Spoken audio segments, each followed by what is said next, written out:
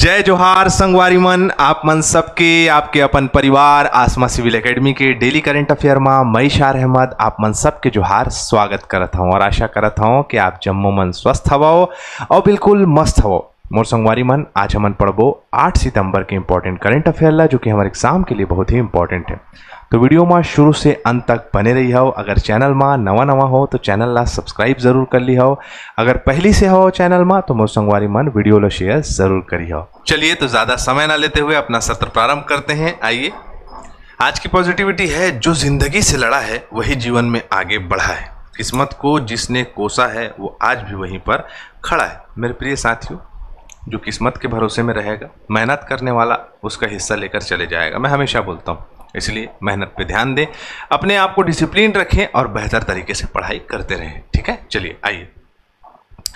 परलकोट विद्रोह के नेतृत्वकर्ता कौन थे? तो गेंद सिंह थे। परलकोट टेनिस का कोर्ट होता है, ठीक है, तो टेनिस के कोर्ट में गेंद से खेलते हैं, तो गेंद सिंह ऐसे निमोनिक टेक्निक से याद कर सकते हो। तो Paralkot Gend Singh, very good, B answer बिल्कुल सही है, साक्षी का हर बार की तरह। 24 दिसंबर 1924, 20 जनवरी 1825 ईस्वी में ये चला। महिपाल देव शासक थे, गेंद सिंह एक जमींदार थे जिनको जो है फांसी लगा दी गई थी। सूर्यवंशी राजपूत थे गेंद सिंह। सीतरम विद्रोह का आरंभ स्थल है ग्राम सीतरम। कोटरी गुडरा निब्रा त्रिवेणी संगम पर किनारे सप्तमढ़िया राज्यों में सबसे बड़ा राज्य परलकोट था। कोटरी, निब्रा, गुडरा, बोर्डिंग और नारंगी ये इंद्रावती की सहायक नदियां हैं। तो उसमें जो कोटरी, गुडरा और निब्रा है वो नदी एक साथ मिलती है। उस क्षेत्र में अगर देखेंगे तो परलकोट एक बहुत बड़ी जमींदारी रही है। पीरसाय, अनंत साय, गेंद साय या गेंद सिंह की बात करें, ये जमींदार थे, भूमिया राजा थे, है ना। अबूझमाड़ियों को शोषण मुक्त करने हेतु अबूझमाड़ियों ऐसे संसार की रचना करना चाहते थे जहाँ कोई शोषण ना हो, इसलिए ये हुआ था। और धावड़ा वृक्ष की टहनी प्रतीक था इसका। बस्तर का प्रथम शहीद गेंद सिंह कहा जाता है, याद रखिएगा।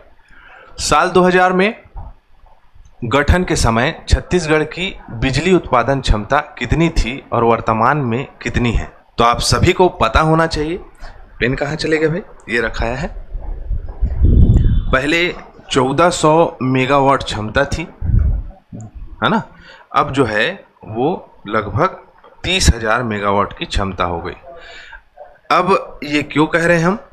ठीक है, तो यहाँ समझने वाली बात आपको दिखेगी सामने कि सन 2000 में 1400 मेगावाट क्षमता थी, अब 30,000 मेगावाट उत्पादन है। भविष्य की योजना 3 लाख करोड़ के निवेश से 30 मेगावाट बढ़ाने की जो है संभावना रखी है। कुल क्षमता कितनी हो जाएगी? 60,000 मेगावाट पहुँच सकती है। ठीक है, जिसमें नया पावर प्लांट प्रधानमंत्री ने 1320 मेगावाट का प्लांट उद्घाटित किया है। नया मुख्यालय नवा रायपुर में हो चुका है। अंतर्राष्ट्रीय पहल, मुख्यमंत्री विष्णु साय ने जापान और कोरिया के साथ जो है समझौता किया है।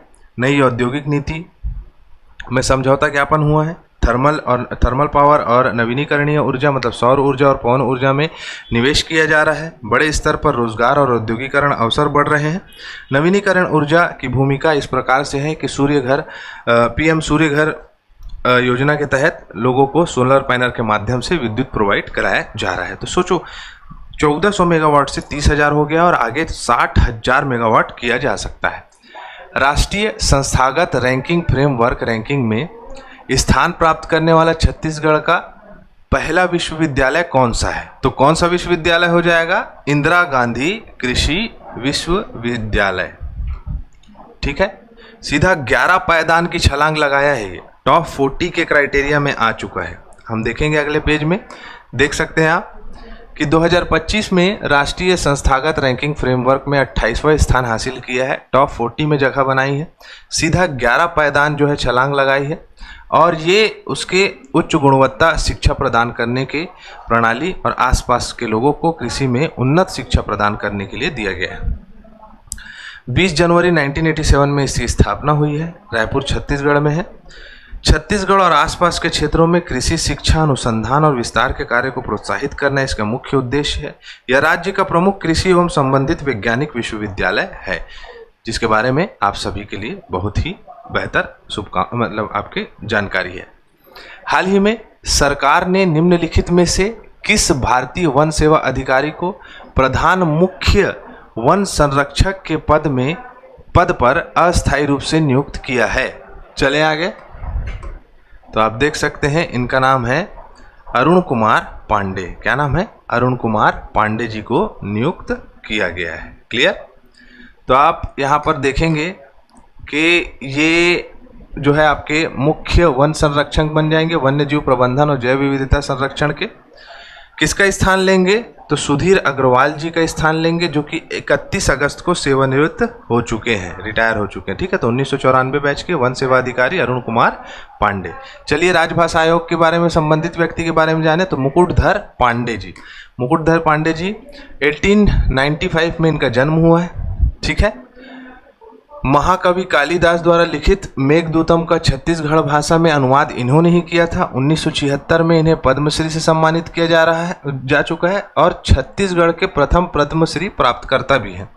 कुर्री के प्रति इन्होंने छायावाद के प्रथम कविता मानी जाती है इनकी, कुर्री के प्रति। इस कारण इन्हें छायावाद के जनक के रूप में जाना जाता है छत्तीसगढ़ का। इनकी रचनाएं हैं कुर्री के प्रति, प्रार्थना पंचक, पूजा के फूल, मेहा, हृदयदान, उपन्यास, परिश्रम और विश्व बोध। तो आप इसे याद रखेंगे। क्लियर है? चलिए, QR कोड आधारित प्रणाली के माध्यम से मनरेगा में रोजगार प्रदान किया जा रहा है छत्तीसगढ़ सरकार में। उरला में प्लास्टिक पार्क बनाया गया है, छत्तीसगढ़ का पहला। पूरा तारापुर विद्रोह एक ऐसा विद्रोह है जिसमें बस्तर के आम लोग खालिस्तान के खिलाफ खड़े हुए थे। तो ये आपको आंसर देना है इसका। हमारा सत्र यहाँ कंप्लीट होता है। मैं इसी के साथ इजाज़त चाहूँगा। जय जोहार, जय छत्तीसगढ़।